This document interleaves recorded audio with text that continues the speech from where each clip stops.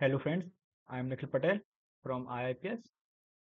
So today we discuss our sixth question from assignment question. So sixth question based on overfitting and underfitting concept. तो सबसे पहले तो हम overfitting and underfitting क्या होती है ये जान लेते हैं। तो पहले ओवरफिटिंग की डेफिनेशन देख लेते हैं। तो जो ओवरफिटिंग होती है क्या होता है, occur when a model learn the training data too well including the noise and random fluctuation present in the data, the model become excessive complex means जब जो हमारा मॉडल रहता है, जो ट्रेनिंग डाटा को जब बहुत ही ज़्यादा अच्छे से समझता है, उसकी प्लस उसमें उसमें इंक्लूड कर लेता है उसकी नॉइजेस और जो रैंडम फ्लक्चुएशन होते हैं जो डाटा में, उन सबको भी इंक्लूड कर लेता है। तो इसके कारण जो हमारे बहुत सारा दूसरे वेरिएबल सेट हो जाते हैं, जिसके कारण हमारे वेरिएबल बढ़ जाते हैं। तो वेरिएबल बढ़ने वाले को ही हम बोल देते हैं ओवर। ओवर मतलब बढ़ना, ओवर फिटिंग हो गई। और जो मॉडल रहता है वो एक्सेसिव, इसके कारण जो हमारा जो मॉडल रहता है वो एक्सेसिव कॉम्प्लेक्स हो सकता था कि हमें सिर्फ इस बॉटल, लेट्स एग्जांपल, हमने इस बॉटल को हो सकता था कि हम ले ले सकते थे कि इसका कलर, इसका शेप और साइज इतने, लेकिन इसमें फिर हमने इसकी साउंड भी ले लिया और ऐसा इधर उधर जो भी चीजें हैं, ये सब चीजें अगर हम ऐड कर देंगे तो इससे क्या होगा कि जो नॉइजेस हो जाएंगे, क्रिएट हो जाएंगी रैंडम, जो कि हम एक कम अपने वेरिएबल्स को यूज करके भी हम एक अपने मॉडल को ट्रेन टू वेल कर सकते थे ट्रेन। बट हमने उसमें ऐड बहुत सारी चीजें कर ली जो कि अननेसेसरी थी। तो ये जो रहती है इसको हम ओवर फिटिंग बोल देते हैं। तो इसको हम कैसे आइडेंटिफाई करेंगे, तो क्या हाई एक्यूरेसी, जैसे कि अभी हमने अपना वो देख लिए हैं, क्या कहते हैं एक्यूरेसी क्या होती है और प्रिसीजन क्या देख लिया है। तो उसमें high accuracy the precision on the training set but poor accuracy perform the test, मतलब जो जब हम ट्रेनिंग सेट में क्या करेंगे, जो हमारा रिजल्ट आएगा वो अच्छी एक्यूरेसी प्रोवाइड करेगा, मतलब it's provide good accuracy. But जब when we last step doing test set, so जो हमारी एक्यूरेसी रहेगी बहुत ही पुअर और डाउन चली जाएगी। इसके कारण जो होगा, जो हमारा जो बिफोर एंड आफ्टर जो टेस्ट का डिफरेंस रहेगा, वेरिएंस आएगा, वो टू हाई हाई हो जाएगा। जो हाई वेरिएंस को ही हम ओवर फिटिंग बोल देते हैं। तो जब भी हम ओवर फिटिंग होगी तो हमारे वहां पे वो हाई हाई वेरिएंस भी होगा।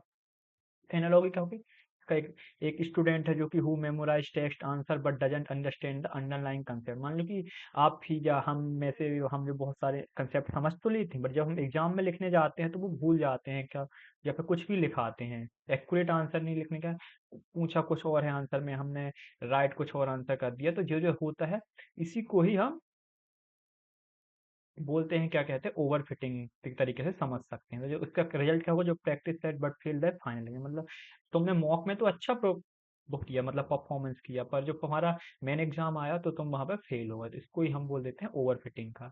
Now we understand under fitting.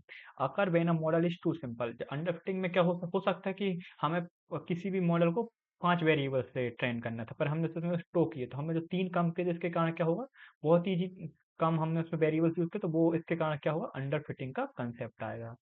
तो स्ट्रक्चर और पैटर्न को, डाटा को भी नहीं समझ पाएगा। तो इसको आइडेंटिफाई क्या करेंगे, जो हम जो ट्रेनिंग सेट में पुअर एक्यूरेसी या परफॉर्मेंस तो प्रोवाइड कर रहा था, और क्या कहते हैं जो टेस्ट सेट है वहां पे भी क्या कहते हैं उसने पुअर एक्यूरेसी ही प्रोवाइड करी। इसके कारण हम समझ जाएंगे कि यहाँ पे हाई बाइसनेस है, मीन्स क्या कहते हैं हमने पुअर एक्यूरेसी तो तुम टेस्ट ट्रेनिंग सेट में की और टेस्ट सेट में भी पुअर ही एक्यूरेसी। अगर अगर यहाँ पे गुड एक्यूरेसी आ जाती, मीन्स हम वो अंडर फिटिंग नहीं आता, गुड वो होता हमारा क्या कहते हैं डाटा लेने का तरीका, पर वो ऐसा नहीं था। तो उसको हम बोलते हैं हाई बाइस। अगर अंडर फिटिंग आएगी मीन्स हाई बाइस भी आएगा, और ओवर फिटिंग आएगी तो हाई वेरिएंस आएगा। इसका एग्जांपल देख लेते हैं। तो a student who only glance check the textbook and try to use overly simplistic rule of to solve complex problem। एक स्टूडेंट है जो कि सिर्फ टेक्स्ट बुक देखता है और जो बहुत ही नॉर्मली क्या कहते हैं कॉम्प्लेक्स प्रॉब्लम सॉल्व करने की कोशिश करेगा। तो ऐसा नहीं होता, यदि आपकी प्रैक्टिस नहीं रहेगी तो आप नहीं कर पाएंगे।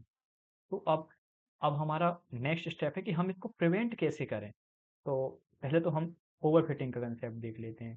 तो जो हमारा ओवर फिटिंग है, तो हम इसको प्रिवेंट कैसे कर सकते हैं, रेगुलराइजेशन के कारण कर द्वारा कर सकते हैं। इसमें भी हम 6 तरीके से तो कर सकते हैं। पहला स्टेप होता है, पहला टाइप होता है, तरीका होता है रेगुलराइजेशन का। तो इसमें क्या कहते हैं, हम add a penalty term to the cost function. तो हम एक पेनल्टी टर्म इंट्रोड्यूस करते हैं कॉस्ट कॉस्ट फंक्शन की, to discourage large parameter value, ताकि डिस्करेज कर सकें large parameter value.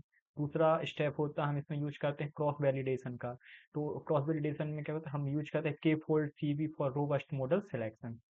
Third type, तीसरा तरीका है simplification, use a less complex model और reduce the number of features. Dimensionality reduction का हम यूज कर लेते हैं। चौथा, हम चौथा तरीका है हमारा मोर ट्रेनिंग डाटा, मतलब हम और ज़्यादा ट्रेनिंग डाटा प्रोवाइड करें। The model has to learn more general pattern. पांचवा तरीका है ड्रॉप आउट। ड्रॉप आउट को हम कहाँ न्यूरल नेटवर्क में यूज करते हैं, रेंडमली इग्नोर सम न्यूरॉन ड्यूरिंग ट्रेनिंग।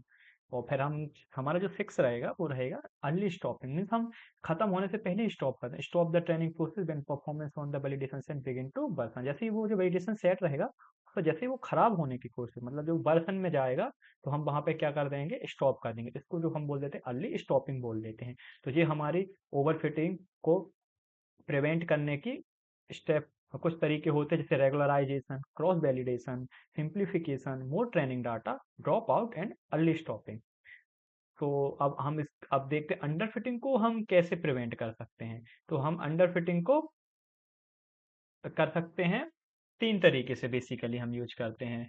तीन तरीके से हम यूज करते हैं। पहला तो इंक्रीज मॉडल कॉम्प्लेक्सिटी, मतलब जो भी हम एक मॉडल है उसकी मॉडल कॉम्प्लेक्सिटी बढ़ाना। Use a more powerful flexible model, add more layer neuron to a neural network, switch from linear to polygonal regression. इस तरीके से हम क्या कर सकते हैं, इंक्रीज कर सकते हैं अपनी मॉडल कॉम्प्लेक्सिटी को। तो ये एक तरीका होता है, हम अंडर फिटिंग को प्रिवेंट कर सकते हैं या मिटिगेट कर सकते हैं। दूसरा तरीका होता है हम इंक्रीज फीचर सेट कर सकते हैं, मीन्स हम उसमें जो हमारे फीचर्स रहेंगे उनको बढ़ा सकते हैं, जैसे कि perform feature engineering to create more information features और simply add more relevant into features. मतलब हम इसमें क्या करेंगे, हमारे फीचर सेट्स रहेंगे उसको हम इंक्रीज कर देंगे सिंपली, तो भी हमारी जो प्रॉब्लम है अंडर फिटिंग की वो हम रिड्यूस कर सकते हैं या प्रिवेंट कर सकते हैं। तीसरा तरीका होता है डिक्रीज रेगुलराइजेशन। तो जैसे ओवर फिटिंग में हम क्या करते हैं, इंक्रीज कर देते हैं रेगुलराइजेशन को, बट वो अंडर फिटिंग है क्योंकि इसमें ऑलरेडी हमने कम वेरिएबल्स यूज किए हैं, मतलब जो भी डाटा है। तो हम इसमें क्या करेंगे, रेगुलराइजेशन जो कि ऑलरेडी कम करता है, तो वो क्या करेगा, उसको ही हम कम कर देंगे यूज। तो क्या होगा, पेनाल्टी टाइम को हम कम कर देंगे। तो एग्जाम्पल डिक्रीज लैम्बडा इन रिजलेस हो। तो ये कुछ तरीके होते हैं हमारे क्या कहते हैं ओवर फिटिंग और अंडर फिटिंग क्या होती है और इसको हम प्रिवेंट कैसे कर सकते हैं। I hope you guys understand. Thanks.